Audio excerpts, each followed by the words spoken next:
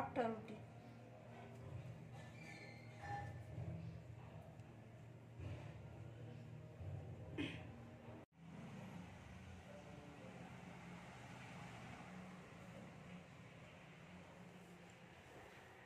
নমস্কার বন্ধুরা, তানভীর ভিলেজ ফুডে সবাইকে স্বাগত। সবাই ভালো আছি, আমিও ভালো আছি। আজকে আমি একটা রেসিপি বানাচ্ছি, রেসিপিটা দেখতে থাকুন প্রথম থেকে পুরো শেষ অবধি। আর কি দিয়ে বানাচ্ছি না বানাচ্ছি সেটাও দেখতে থাকুন।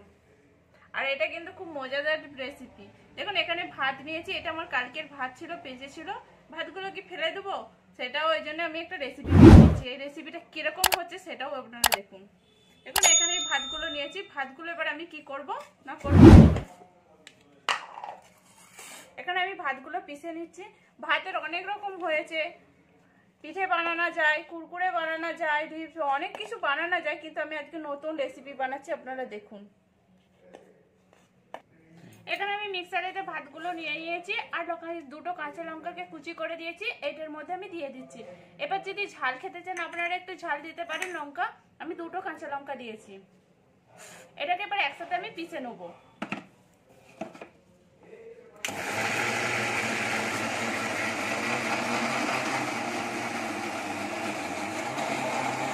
আমি এরকম করে পুরো পিষে নিয়েছি, এই দেখুন।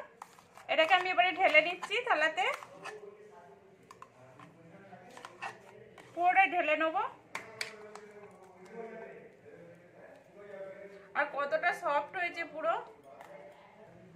এখানে এটা ভাতটা পিষে নিয়েছি, এবার একটু নুন দিয়ে দেবো স্বাদ অনুযায়ী।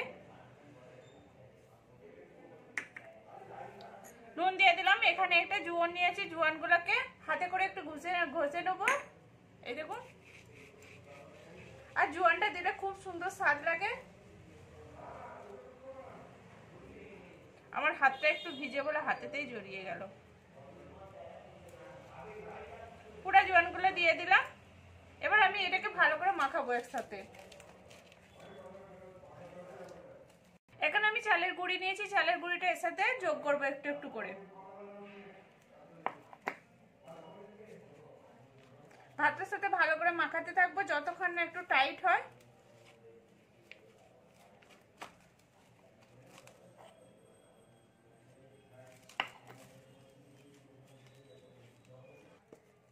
এখানে এটা আমার মাখানো হয়ে গেছে, এই দেখুন। এবার এটাকে আমি আস্তে আস্তে করে লেচি কেটে নেবো।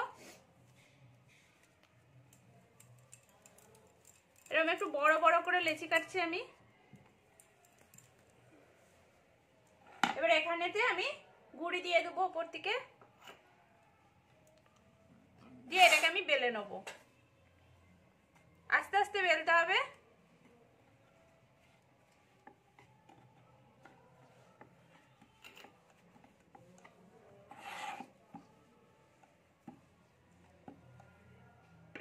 এই দেখুন, এটা একটু কিন্তু আমি খুব মোটা বেলিনি, খুব পাতলাও বেলিনি। এবার এটাকে আমি গোল করে সাইজ করার জন্য আমি ঢাকনটা নিয়ে সাইজ করে নিচ্ছি।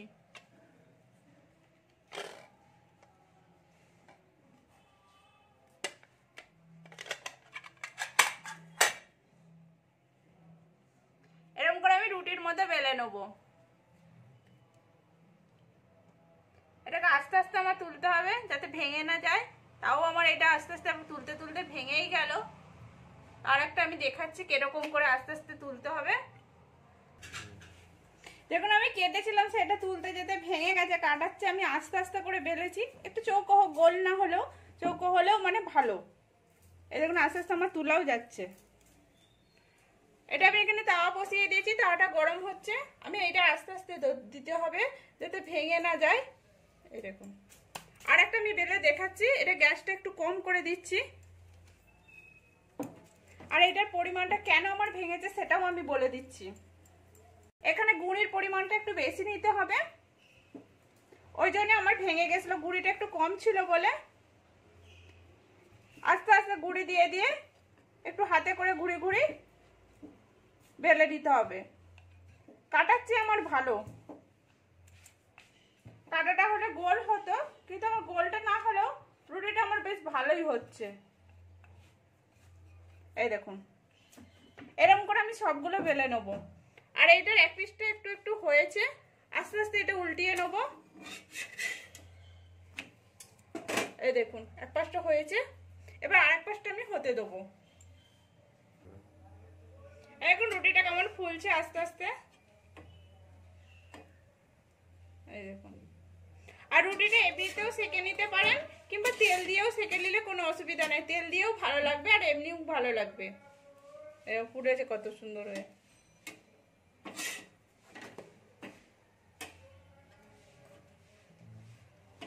এটা আমি তুলে নিচ্ছি, এমনি ভেজে আমি এটা তুলে নিচ্ছি।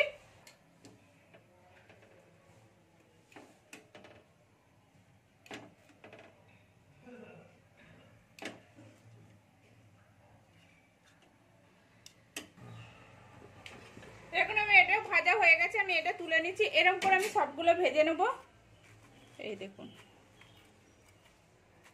আর বাদ বাকি যতটা আছে আমি সবটাই পুরো ভেজে নিচ্ছি। এখানে আমার মানে রুটিটা খাওয়ার জন্য আমি ঘুগনি বানিয়েছি কাঁচা মটর দিয়ে। আর এই রেসিপিটা আমি আপনাদেরকে এখন দেখাই না, আমার রয়েছে চ্যানেলেতে, আপনারা যাকে যেয়ে দেখে নেবে। আর এই দেখুন রুটিটা পুরো কমপ্লিট হয়ে গেছে। আমি এবার সবজিটা তুলে নিচ্ছি, তারপরে দেখাচ্ছি আপনাদেরকে যে কেমন হয়েছে।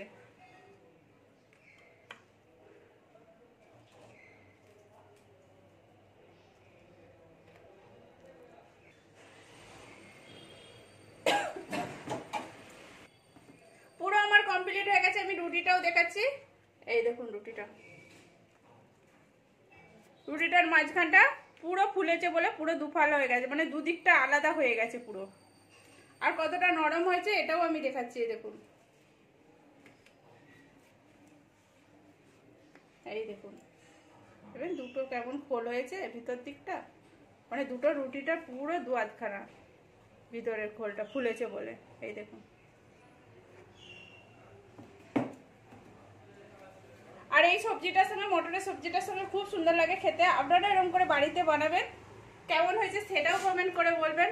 ভাসি ভাতে রুটি আপনারা প্লিজ বাড়িতে বানিয়ে দেখুন, কেমন হয়েছে সেটাও কমেন্ট করে বলবেন। ভালো লাগলে লাইক করবেন, শেয়ার করবেন, সাবস্ক্রাইব করবেন আর পাশে থাকবেন। এটা খুব সুন্দর লাগে গরম গরম খেতে।